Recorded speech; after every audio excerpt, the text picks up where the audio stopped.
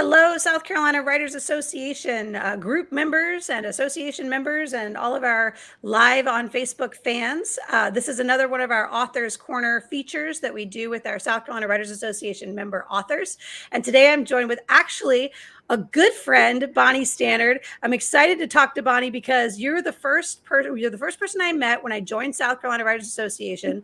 Jody Kane Smith brought me to the SCWA chapter meeting at Columbia 2, and you were there, and you were one of the first people. And I remember sitting there thinking, like, because everybody introduced themselves, and you told how many books you had published, and how you write poetry and you write historical fiction, and I was like blown away by how prolific you are. And so I can't wait to get on here and tell everybody else in our SCWA universe what an amazing, talented writer you are, Bonnie Stanard, and how inspired I've been by you. I've learned so much in the 5 years that we've been in group together from you. And so now I just get to sing your praises for a few minutes here on our Authors Corner Live. So welcome, Bonnie. Thank you, Casey. I appreciate that. And in fact, I think that one of my weaknesses as a writer is that I do go in too many different directions. In fact, it's we all know that part of selling is labeling yourself. Well, if you write historical fiction and you write poetry, and now I've taken up noir and short stories, and I think that if I had been more focused, if I had said, okay, I'm going to focus on, actually my real love is historical fiction. So if I had really focused on historical fiction and to the exclusion of these other, and I've got 3 children's books out there. So I need a label, and my label is anywhere. Bonnie Stanard does anything, and that doesn't sell books. That's out there. You don't get a committed audience. You don't get a committed buyer. But anyway, that's beside the point. Well, but so I think it's great, though, that you do a lot of these different things. So let's start with historical fiction, right? So you said this is your first love, historical fiction. What was the first book you wrote, and what made you want to write that book? Well, this book is it's a series of 4 books, and it's antebellum history. And talk about bad timing. Nobody wants to read about slaves anymore. And it's 3 of the books they all take place at the same time with the same characters from different viewpoints. So I have different, the slave's viewpoint. 2 of the books are in the slave's viewpoint, and 1 book is in the white family's viewpoint. And then the 4th one wraps them up and puts them together, and it ends in April 1861 when at the firing on Fort Sumter. And I think I got really interested in that novel, those novels, from a diary that I read years and years ago, and I reread it. And it was the diary of Thomas Chappell, who lived on St. Helena Island, and it told his day-to-day activities, exactly what he was, for over about a 10 or 15 year period, maybe even longer, up until the Civil War. And I was just fascinated by this diary. I got to feeling like I knew Thomas Chappell. I thought like he was maybe a relative of mine or something. He's not, but I thought that this guy was so personal. I mean, he was not a writer. He was just keeping his diary. And so after I got into that, I started writing these books. And then you can't, the Black perspective is so different from the white perspective that you really can't put those in the same book. Mm.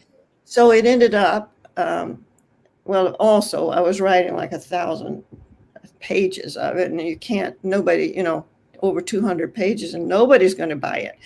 So I ended up saying, well, I got to split this up. I got to divide it into and that's how I got into it anyway, dividing the whole thing up into 4 different books.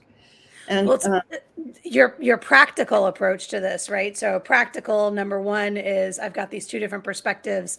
They don't match in the same book. Practical number 2, this is a really long book. Let's break it up into multiple. And then practical number 3, how did you publish the book? How did you end up putting the book to press? I'm self-published. In fact, I was told by 2 different agents. And these agents were at conferences, the Writers Association conferences that I went to. This is when we got together in Beaufort for a number of years. We went down, and they were wonderful. They would have agents to come in, and two agents.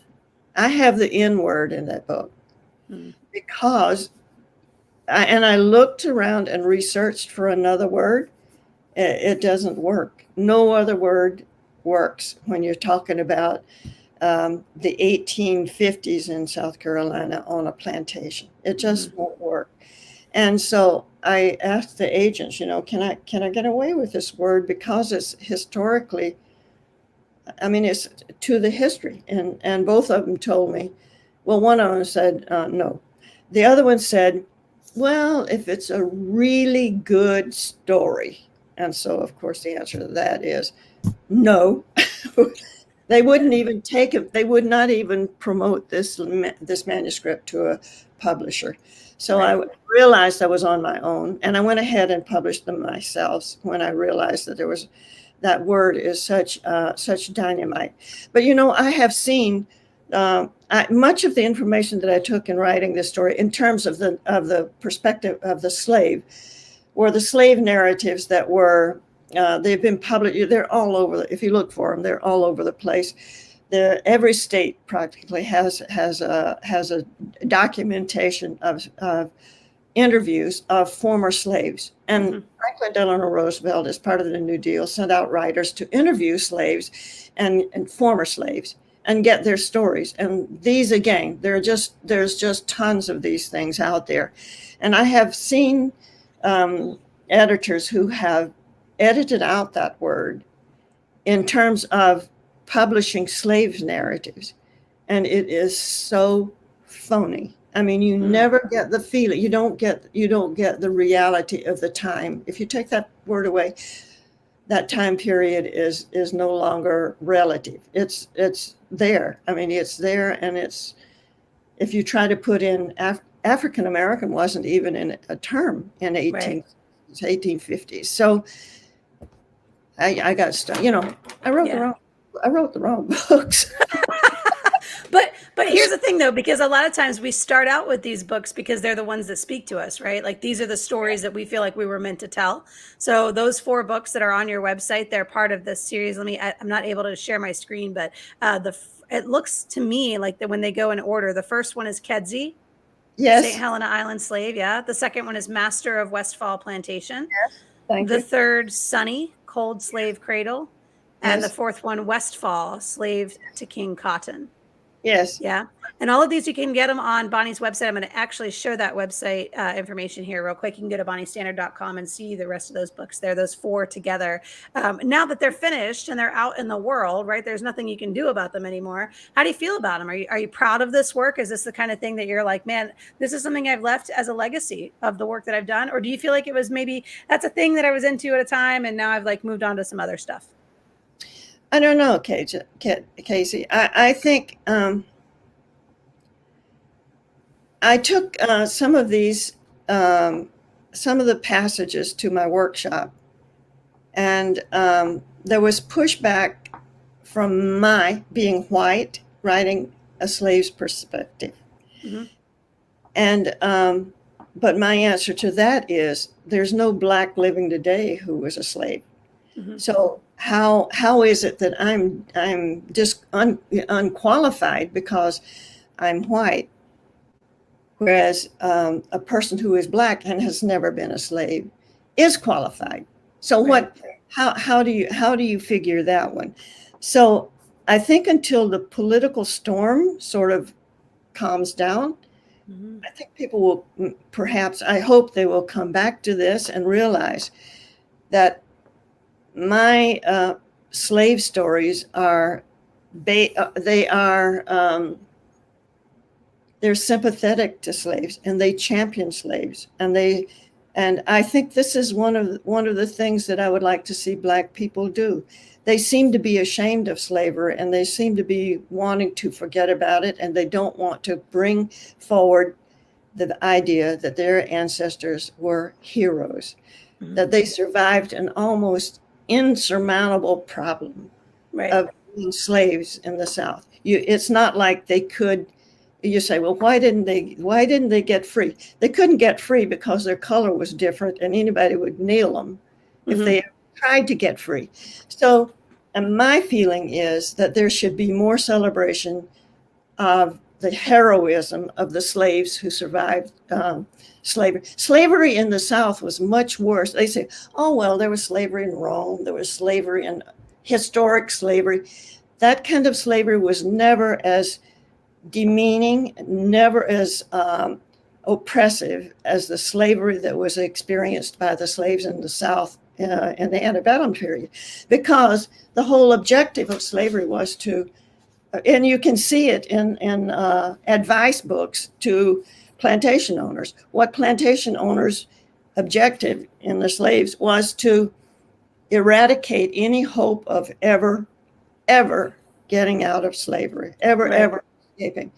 Well, if you were in Rome, you could actually earn your freedom. Mm-hmm. And slaves in other places, they weren't true. They were there were usually means whereby a slave could end up getting out of slavery. But in the South in antebellum times, there was, I'm carrying on a long time here, Casey. Well, because we can wrap it up, because we got more things to talk about in terms of your expertise and your experience than this particular piece. So I definitely don't want I want to get back to your question. Your question's a good question. Yeah. So it's the question is it what you're proud of? I am proud of it. But I don't think that it's going to get any. I think that the political landscape has to change before these books will become a popular book. I think it takes a certain acceptance of our history to be able to go to these. White people in the South don't want to be reminded of slavery, you know.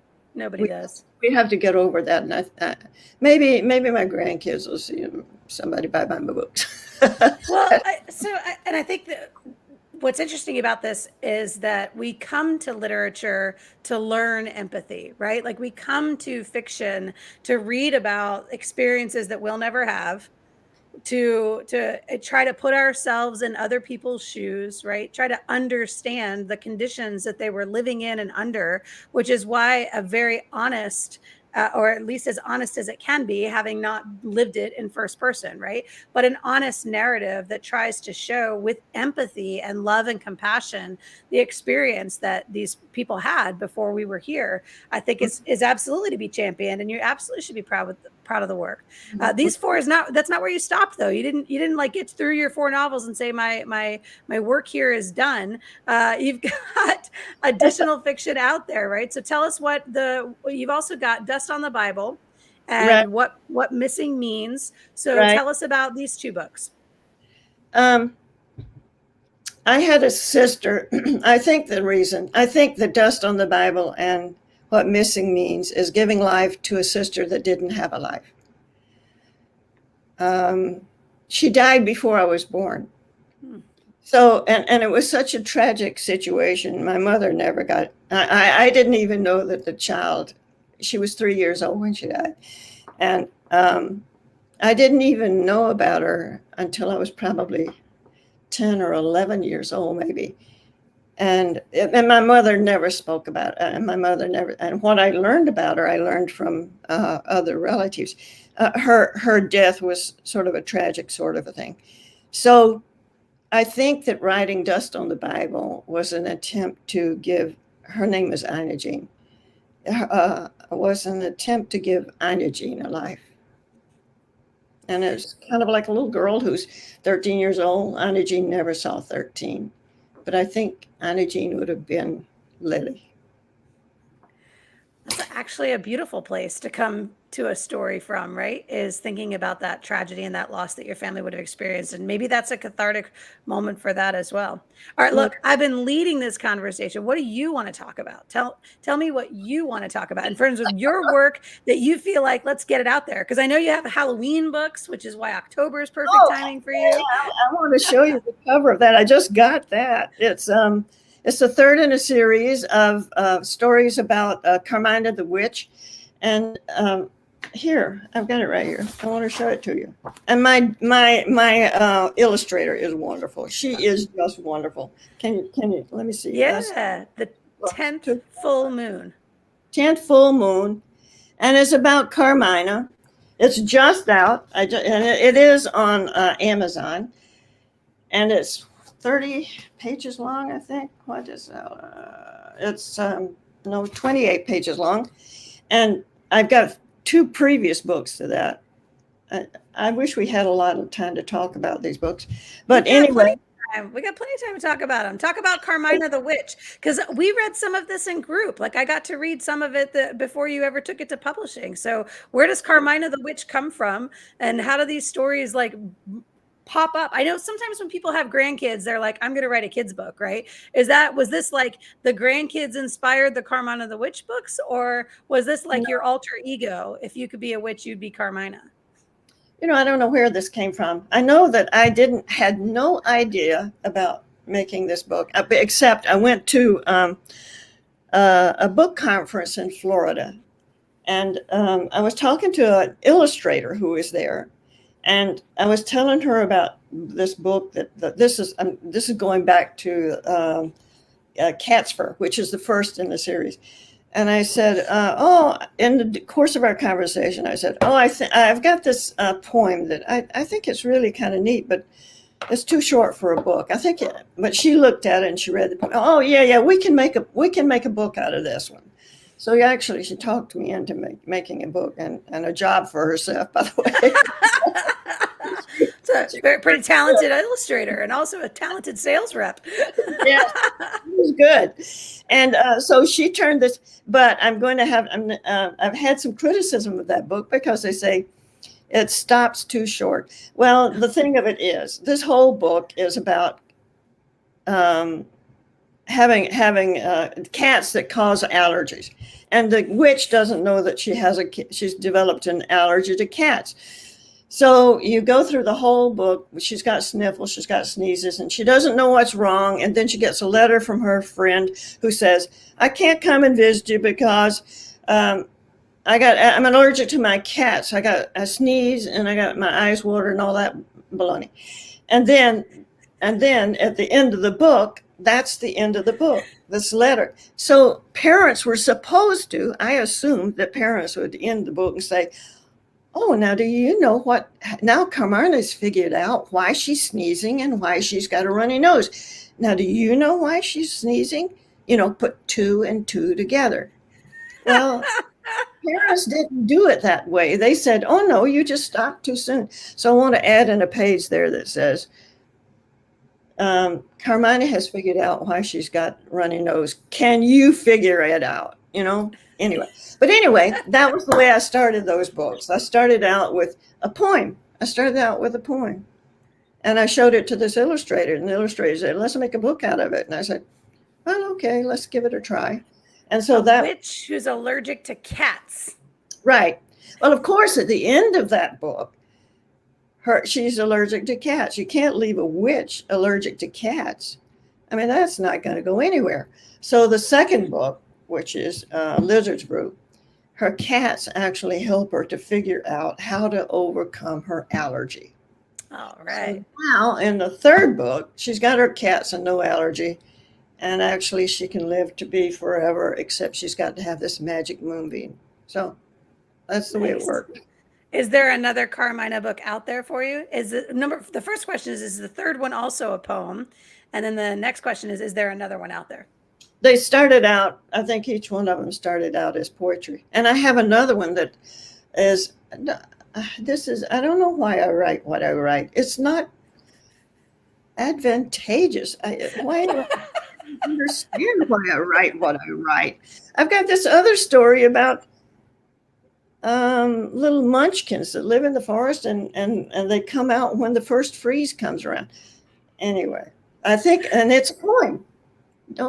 And actually, Casey, this poem won an award from the York Arts Council. So that's why I'm thinking maybe I should work on getting that into a book as well. I don't know. Well, your poetry is constantly getting accepted into different literary journals and into different magazines as part of, because I get to share our writers group with you, and we're always sharing our news with one another. And it's another acceptance for Bonnie, another acceptance for Bonnie. And I got to admit, like, I went through my year of 52 submissions and I got rejections from all 52 submissions. And I was so jealous because your like acceptances kept coming. You don't know how many rejections I've had. You have no idea. These people are saying, I could fill up. I was reading, somebody said, oh, my desk drawer is full of rejections. I got about a half a drawer full and I threw them out.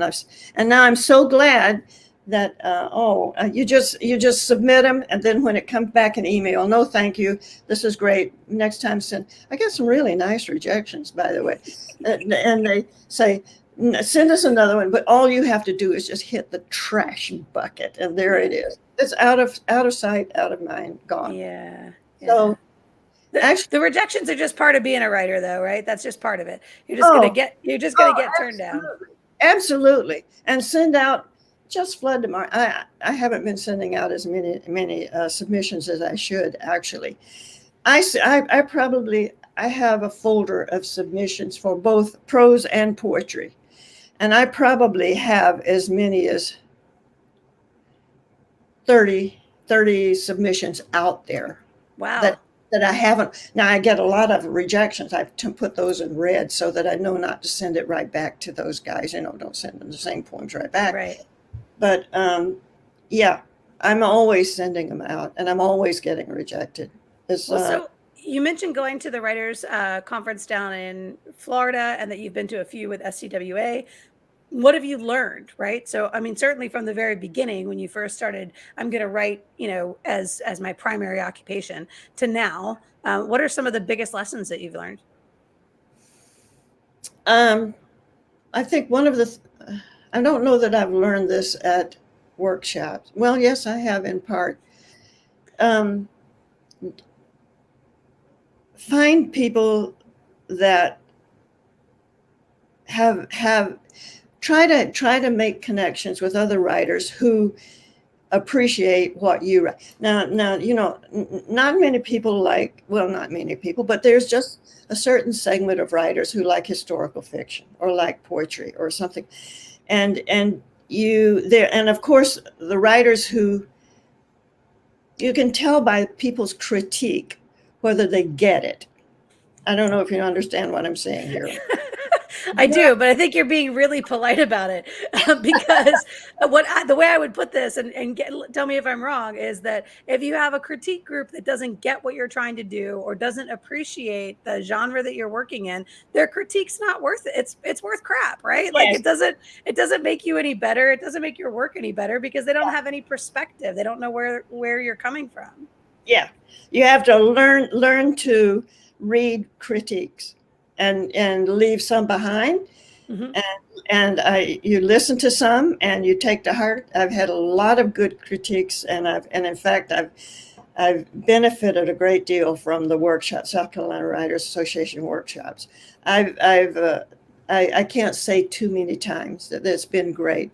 I'll think, for instance, you'll think that you've said what you said. I don't like to interact. I don't like to respond to what people say in my workshops about my work. I do my best with other people's works, but when they're critiquing my work, I want to just listen. I just want to hear what they have to say, because there's very occasionally I'll think I have said something, and I'll listen to the comments around the table, and I'll realize I haven't said what I thought I had said. Right.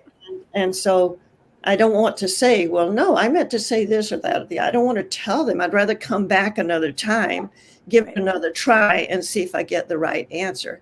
So I would say that most of the criticisms that I get have been, and if all criticisms are good criticisms, then it's not much good.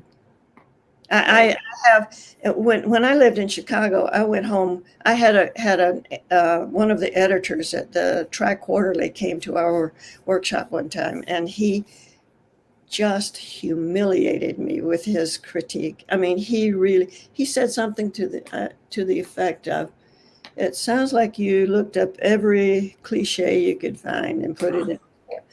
Anyway, in fact, I had the respect of the people in that group, and that was one reason I kept writing, and one of the reasons I went into writing. This group generally gave me the regard that they gave to any of the others. It was a good group. I mean, those people knew how to write. When that guy showed up in this workshop and said that about the poem that I read, I went home and cried. I just cried probably. And I said, and I was ashamed to show up for workshop again, because all of these people many of them had been saying very nice things about my poetry. And then this guy just shot the chair out from under me. And so I probably didn't write for 3 or 4 months after then. It was just devastating. So the point being that if you never get hurt in workshop, if you never get hurt, you better find another workshop, because somebody's not being tough enough on you. Anyway. Yeah, I'll agree with that. In terms of when we bring our work forward, of course, to workshop, we want it to be polished. We want it to be, pretty well far along, right? And yet sometimes I'll bring work that is so polished that it's, hey, this is ready for submission. There's nothing that you need to do with this. And I think that can't possibly be true. Something has to change. Something has got to be wrong with this, because it keeps getting rejected. So I need for you to pinpoint for me exactly what's wrong with it. But oftentimes just the act of reading it in front of other people, I find what's wrong with it. And so really it's the discipline of bringing pages every other week, coming to workshop, letting people, and then building up those calluses. And Rex and I talk about that on the radio show all the time, making sure that the more feedback you get and the more critique you get, the more you start to realize it's about what's on the page. It's not about you as a person, because of course we love you as a person, Bonnie, but I don't get poetry. I just don't. Listen, join the crowd. I mean, it's a personal failing of mine. And I think if my master's degree people were here, they would be horrified to hear me say that. But it's just not my jam, right? And so whenever you bring poems and I'm like, well, I have these thoughts, but they're probably totally invalid. The main readers of poetry are poetry falls into 2 categories. There's either this greeting card poetry, which is legitimate. I mean, it might have cliches in it. The emotion is there. The emotion is wide open and straight at you. And then there's this other kind of poetry that gets published by literary magazines, that is esoteric, and it's a little I don't know. It's too precious. It's just too. I don't know. And I think that poetry has lost a lot of its audience because of this aspect of it being academic, if you have to be, a T.S. Eliot to be able to understand what a poem is. And that, I think that, but I think that one of the movement of this toward prose poetry is an effort to try to pull people back into poetry, because it's so much of it is just drivel, and it's drivel that's published in highly regarded poetry magazines. Now, some poetry is it takes a lot of, you have to know the history of the person who's writing the poem in order to understand the poem. Well, that's not going to work. That's not going to fly in the general public. Right. And I think that I think you're right in mainstream America when you say you don't like poetry. Yeah, well, I didn't say, it's not that I don't like it. It's just number one, I can't write it, so there's that, and it's so here's probably my best metaphor for it. I love golf. Okay. I will watch golf. I will play golf. I'm very bad at golf, but I don't mind, because I understand how hard golf really is, right? With poetry, it's more like boxing, right? I won't watch boxing because I don't know how to box and I don't understand what makes boxing so hard, right? And at the same time, I'm like completely out of the circle there. Like I just it's like an NBA basketball. It's like just not for me, right? Like I'm just not it's just not my thing. I don't play it. I don't really understand it. So like no. And I'm that way about poetry. I think poetry is absolutely fantastic for people that's their jam. It's just not mine. Well, the thing about poetry, though, is if you hit on a good poem, it's it's like lightning strikes you. Mm-hmm. Oh, It is. the one that was read at the inauguration. I mean, this gal that delivered that poem at the inauguration, the youth poet laureate, I was blown away by her work. I mean, it was stunning how beautiful her words were and how she delivered that poem, Yeah. like everybody else, hopefully, in the world that And listened to her. it can introduce into your thoughts things that you would never think yourself. And Yes. that's not something that prose can't do that. That's only accessible through poetry. There's a really short book of poems that I thought was really fantastic, and it's a Portuguese poet, and in fact it's in translation, so you have to say there was a great translator there. But it was Fernando Pessoa, and I think the book was I have more souls than one or something, and it's just like a 3 by 5 book with maybe 25 pages in it. But it is try that book sometime. Give it a try because it makes you think things that you wouldn't come to by yourself. You wouldn't be able to think it by yourself. The thing that I find about so much of the poetry today is total drivel.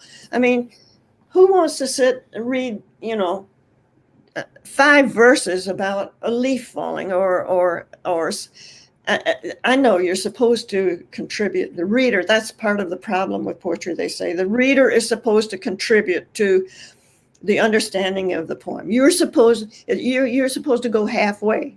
The poet gives you half of it, and you're supposed to come in with the other half and make the understanding. Well, so what? I read so many poems and I say, so what? I don't want to do that. But on the other hand, I read some poems and I feel like I've been hit by lightning. Right. So it could be an opportunity. And probably I don't need to give up on poetry. I need to just keep at it. And you let me keep at it in our workshop when we meet well, and you keep here's the bringing thing: poems in. you have to read a lot of trash before you get to those good ones. Problem. like so many other things in the world of literature. Listen, Bonnie, I really appreciate you. I'm grateful to get a chance to talk to you. If there's anything we can do to promote your work here with SDWA, we just want you to be successful, and you already have a prolific literary career anyway. I'm looking forward to what's coming next. Show the cover of the new book again real quick Oh so yeah, that people can see it. it's kind of a Halloween book. Oh, 10th Full Moon, the Halloween book. It's Carmina the Witch. I'm excited yeah, about that. it's got great Oh, illustrations. the illustrations are gorgeous. Yeah. That's my illustrator. She's just great. She can draw cats like you never saw. Look at this cat right here. Oh, that's great. What a great personality on the cat. It's awesome. Yeah. All right. Well, thank you, Bonnie. I appreciate you. You guys can find all of Bonnie's work on her website. It's bonniestanard.com. We're going to have this up on YouTube later for people to watch later. And I just am so grateful that you're in my life and you've made me a better writer. So thank you, Bonnie. I appreciate you. Thank you. Thank you. I've enjoyed it. All Great. right.